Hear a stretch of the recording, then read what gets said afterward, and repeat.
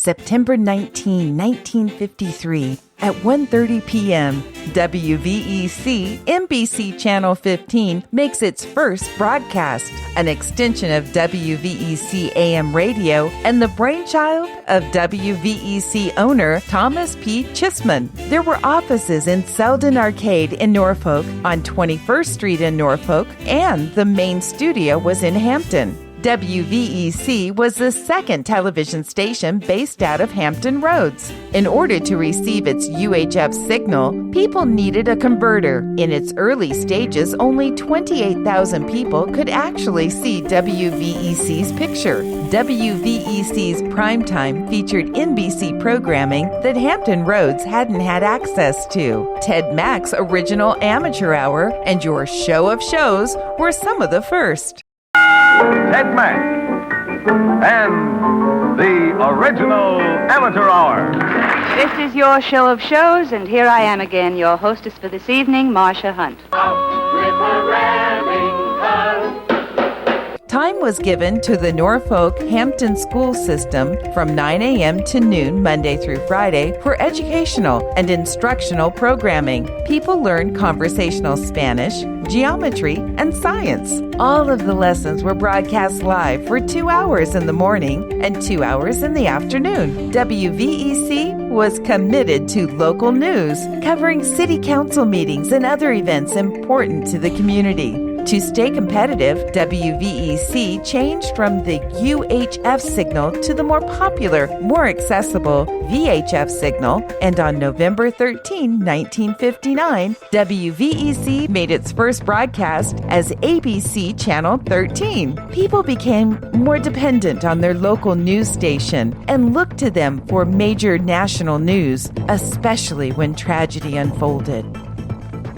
Thomas P. Chisman decided to run alternative programming to give viewers a break from the wall-to-wall coverage of national news. They didn't capitalize on commercials or sell the time. They simply wanted to give viewers something else to watch. In 1964, WVEC began broadcasting in color and 1 year later expanded into cable. Over the next 20 years, WVEC continued to make changes to keep up with technology. WVEC was the first Hampton Roads station to have a 5:30 p.m. newscast. From Tidewater, Channel 13 presents. They were the first in Hampton Roads to have 24-hour programming. New equipment, building renovations, and more local programming are some of the benefits WVEC gained under corporate ownership. There is even a backup facility in case of catastrophic weather. Thomas P. Chisman had a theory about how to run a business. You start with good people. Many people have come and gone at WVEC, some unexpectedly. Ricky King was an editor at WVEC who died suddenly.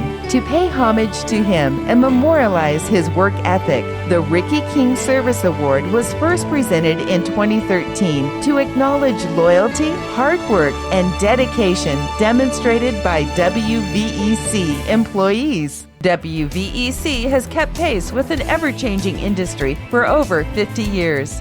50 years where the commitment to the viewer has always been number one. This is home. This is the place. We break it out. Hey, yeah. This is home. On behalf of the staff and management of WVEC Television, a very pleasant good night and good morning.